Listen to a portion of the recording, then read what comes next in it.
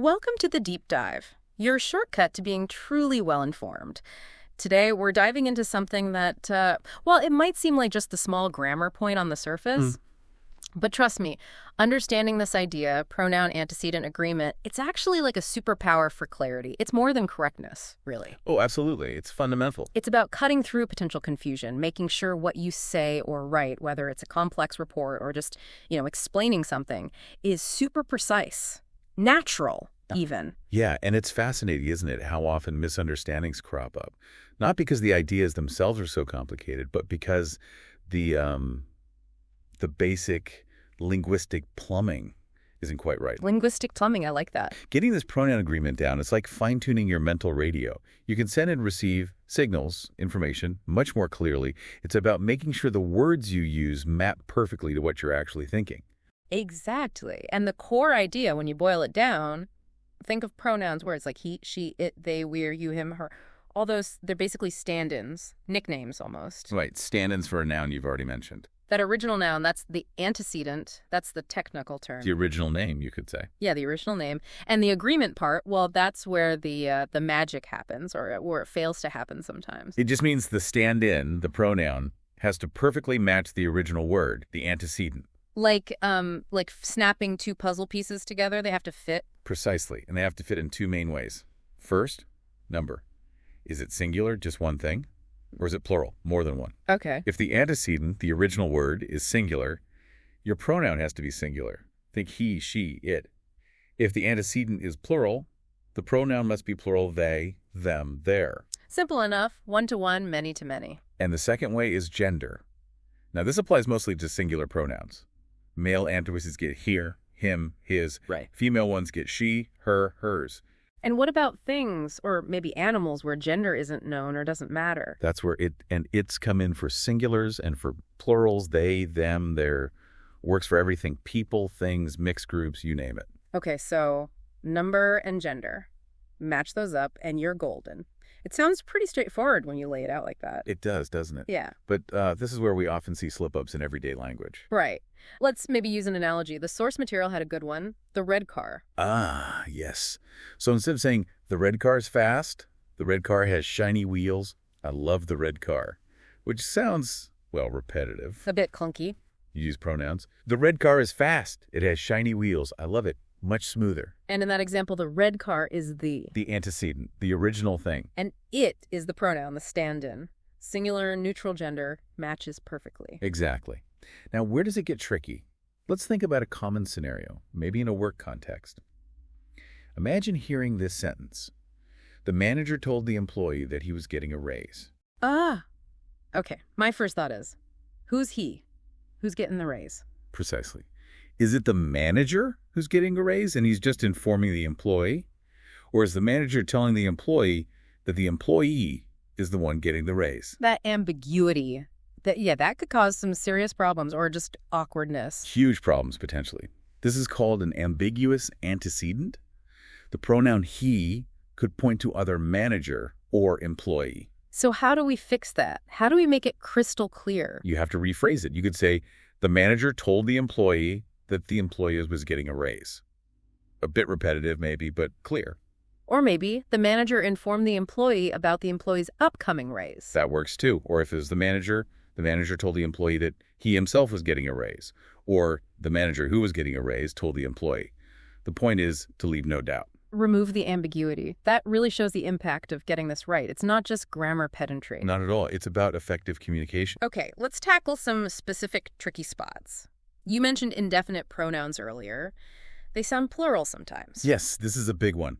Words like each, every, everyone, everybody, anyone, anybody, no one, nobody, someone, somebody, even everything or nothing. They feel like they refer to groups, right? Everyone. They often do conceptually, but grammatically in traditional English, they're treated as singular. Think of everyone as meaning every single person, one by one. Ah, okay. So the common mistake is saying something like, everyone needs to bring their lunch, because everyone is grammatically singular, but there is plural. So what's the strictly correct traditional way? Traditionally, you'd have to say everyone needs to bring his or her lunch. Which can sound a bit formal, maybe even clunky sometimes. It definitely can. And this is where language is visibly evolving. The use of they, them, their as singular gender-neutral pronouns is becoming incredibly common. So saying everyone needs to bring their lunch is now. Okay. It's widely accepted in many contexts, especially informal ones, and increasingly informal ones too, particularly when you want to be inclusive, or when gender is unknown or irrelevant. It avoids the awkwardness of his or her, and the potential inaccuracy of picking just one gender. So for you, the listener, what's the takeaway on this? It sounds like there's a traditional rule and a modern usage that are sort of bumping up against each other. The key is awareness. The traditional rule, singular indefinite pronouns technically take singular pronouns like his or her, because you might encounter it in formal writing or standardized tests. Right. But also recognize that the singular they is very much a part of contemporary English, and often the most practical and inclusive choice. For beginners, though, focusing on the core idea like treating each person as singular is a good starting point. Got it. Be aware of the rules, but also the reality of how language is used. Okay, what's another area? Collective nouns, like team or committee. Ah, yes, collective nouns, words like team, family, jury, committee, audience, group. These can be singular or plural, depending on the context. Okay, how does that work? How do you decide? It depends on whether the group is acting as a single, unified entity, or if the members are acting as individuals within the group. Can you give an example? Sure. Think about it. The jury delivered its verdict. Here, the jury is acting as one unit, so you use the singular neutral pronoun its. Okay, one voice. Makes sense. But consider this. The team are putting on their helmets. Now, you're thinking about the individual members of the team, each performing the action of putting on a helmet. Ah, I see. Even though it's one team, the action is individual, so you use the plural there. Exactly. American English often leans towards treating collective nouns as singular more often. British English perhaps allows the plural form a bit more readily when individuals are implied, but the principle is the same, unit or individuals. That's a subtle but really important distinction. It really changes the focus. What about when you have two subjects joined by and or?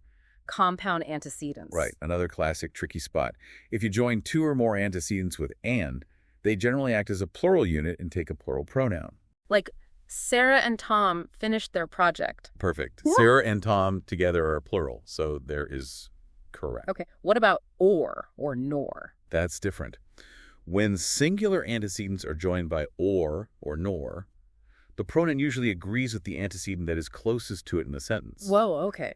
Example? Neither the manager nor the employees had finished their reports. Employees is plural and closer to the pronoun, so you use their. Okay, but what if it was the other way around? Neither the employees nor the manager had finished his report. Or maybe his or her report. See, manager is singular and closer. That sounds awkward. It often does. This proximity rule can lead to really clunky sentences. And honestly, a lot of the time, the best solution is just to rewrite the sentence to avoid the problem altogether. That's a really practical tip. Sometimes clarity means rephrasing, not forcing a weird grammatical rule. Absolutely. Clarity is king. So pulling this all together, what's the big picture? The mission accomplished for this deep dive? The core mission, really, is to help you see that pronoun-antecedent agreement isn't just some dusty rule. It's a tool for precision. It's about making sure your replacement words perfectly fit the original words. Like the source analogy, finding the right shoe for your foot, right size, right type. Exactly that. It ensures your communication is efficient, unambiguous, like drawing a clear map. Every symbol points to the right thing, no confusion. Small errors here can lead to big misunderstandings down the line. Yeah, it really hits home that paying attention to these details helps you absorb information better, too, not just express it. You can spot potential ambiguities faster. You become a more critical reader and listener, definitely. Which kind of leads us to a final thought to leave you, the listener, with. If getting this right helps us avoid confusion in a simple sentence, think about the bigger picture. How does this kind of linguistic precision, ensuring words match concepts, perfectly help us navigate, really complex stuff? Like complex arguments or news reports or scientific data? Exactly. How does mastering these small rules actually sharpen our ability to understand complicated ideas accurately and maybe even spot misinformation in this absolute flood of information we deal with every single day? That's a deep question. How much noise is actually just fuzzy language? Something to think about.